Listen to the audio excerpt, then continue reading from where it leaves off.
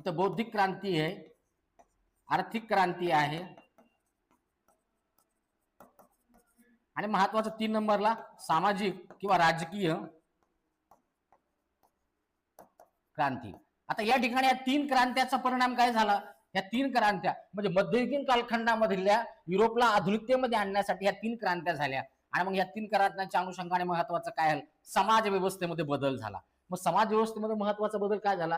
सर्जनशाहीचा अस्त झाला, राजेशाहीचा अस्त झाला, अर्थव्यवस्थेमध्ये बदल झाला, समाज व्यवस्थेत बदल आणि सांस्कृतिक व्यवस्थेमध्ये बदल झाला। आधुनिकतेचा अर्थच असा होतोय महत्वाचं, आधुनिकता म्हणजे नेमकं काय? आधुनिकतेचा अर्थ होता जीवन जगण्याची नवीन मूल्य विकसित झाली।